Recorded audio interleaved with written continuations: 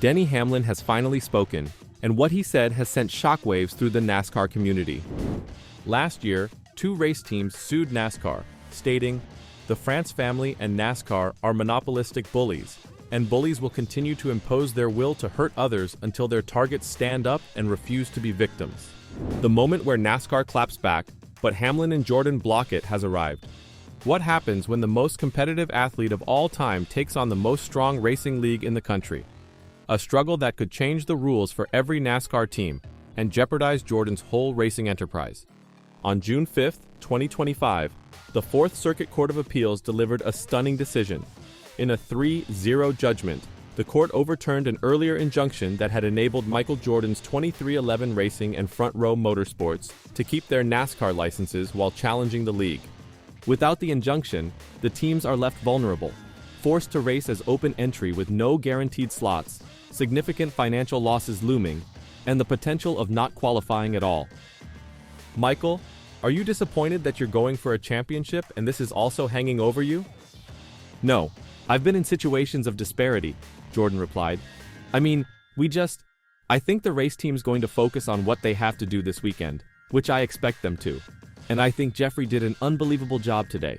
And I think, hey, I put all my cards on the table. I think we did a good job of that. And, but I'm looking forward to winning the championship this weekend, though. This verdict sent shockwaves through the NASCAR community. Fans, commentators, and insiders tried to understand the implications, while teams quietly speculated about what the future might bring. Could a precedent be set, discouraging any other team from ever challenging NASCAR's dominance again? But first, a little recap. How did the NBA legend end himself in court with stock car racing's governing body? Jordan and Denny Hamlin, co-owners of 23XI Racing, sued NASCAR on federal antitrust grounds in October 2024. Their target? The contentious charter system, which provides teams with guaranteed race berths and a percentage of money in exchange for signing away their ability to sue NASCAR. Jordan's camp claimed that NASCAR's procedures stifled competition and coerced teams into silence. It's hard to win everything, but certainly we've remained committed to running our cars, whether it's chartered or open, whatever it is. We've said it from the start of the season. We're going to be racing this year no matter what. We're going to have our day in court in December, and we look forward to that day, said Hamlin. The litigation was not solely about business. It was a daring statement from one of the most competitive minds in athletics. Michael Jordan wanted more than just a seat at the NASCAR table. He wanted to change the way it was formed. He believed that teams deserved more power, more voice, and a future that was not hidden behind closed doors. Initially, the teams had momentum. In December 2024, a federal judge granted them a preliminary injunction, allowing them to race with charter protections while the lawsuit was pending. This entailed consistent funding, race guarantees, and important sponsor faith. It was a significant victory for the 23XI, but it did not last. When the matter reached the appeal level, everything changed. The Fourth Circuit's June decision did not simply overturn the injunction, it also rejected the central premise that the charter system was likely breaching antitrust laws. According to the court, the teams did not demonstrate a strong possibility of success. NASCAR's release clause, which requires teams to forfeit legal challenges, was not declared illegal. The impact was immediate. Without charters, 23XI and Front Row must now compete as open teams. This means no guaranteed entry into races. Every week, they'll have to qualify based only on speed. The financial effect is severe.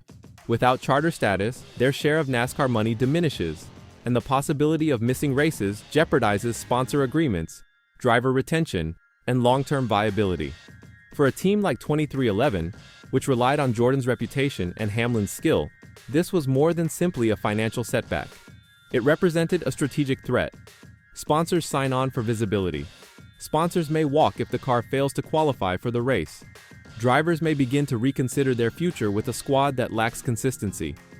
Denny Hamlin, representing 23XI, did not mince words. He termed the decision a setback, but emphasized that it was only one part of a larger legal battle. Michael Jordan, known for his relentless competitive drive, is determined to see the fight through. The complete antitrust trial is set for December 1st, 2025, and both sides are gearing up for a high-stakes courtroom battle. However, this lawsuit is not solely about money or pride, it is about power. NASCAR, in response, began a counterattack. They launched a countersuit, accusing the teams and Jordan's longtime business manager, Curtis Polk, of forming an illegal cartel to undermine the league's authority. NASCAR is defending the charter concept as critical to operational stability and parity. Jordan, the underdog-turned-giant, has now been accused of conspiring in a sport he is barely learning, and NASCAR, which has previously been uncontested, is trying to keep control of its land. The ramifications are huge. If Jordan's team wins in December, NASCAR may be compelled to restructure its entire revenue model. Charters might become optional or modified to provide more equitable access. A loss, on the other hand, might solidify NASCAR's dominance, making future challenges to its authority extremely difficult. If the courts rule in favor of NASCAR and permanently overturn the preliminary injunction, the repercussions for Michael Jordan and Denny Hamlin's 2311 Racing might be seismic, not only for their team, but for any independent race team wishing to challenge the power structure in stock car racing. NASCAR's charter structure has always been a source of contention.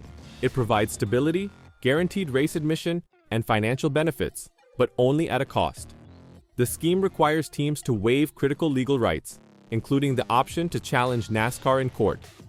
This recent verdict sends a clear message: follow the rules or risk missing out on the show. So how do Jordan and Hamlin respond? They begin by weaponizing influence. Michael Jordan is one of the most well-known names in international sports. His engagement in NASCAR has already garnered media attention and new followers for the sport. Meanwhile, Hamlin is a Cup Series veteran, a race winner, and a well-respected figure in the garage.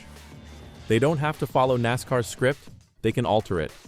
Jordan may use his extensive media network to highlight the broader ramifications of NASCAR's monopolistic behavior. He can combine with players from many industries who recognize the perils of unfettered power and use the court of public opinion as a potent second front. Secondly, they form a coalition. 2311 and Front Row aren't the only teams questioning NASCAR's management. Many mid-pack and independent teams discreetly resent the push to accept charter agreements without negotiation. Jordan and Hamlin may start establishing a coalition of like-minded owners, drivers, and sponsors that are sick of competing under a one-sided contract. Together, they may advocate for charter change, more fair terms, and democratic representation in rulemaking. Third, they threaten to expand or even leave. 2311 may pursue racing in other leagues such as IMSA, SRX, or possibly Formula E. While this may sound dramatic, NASCAR has already seen talent leave in frustration. The threat does not even need to be carried out. It can simply be floated. If Jordan indicates that he is willing to move his capital, brand, and viewership elsewhere, NASCAR will have to listen. A departure would undermine the brand's multicultural story and reduce its appeal to younger people.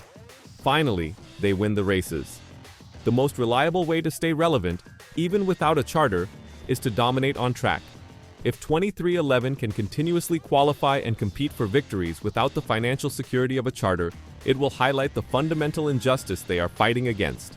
It will also galvanize fan support and keep sponsors involved despite the legal uncertainty. Jordan and Hamlin may have lost this round, but the war is not over. They can still change the narrative by battling smartly, using influence, alliance, leverage, and performance. And if they do, they will not only save their team, they will redefine the sport for everyone.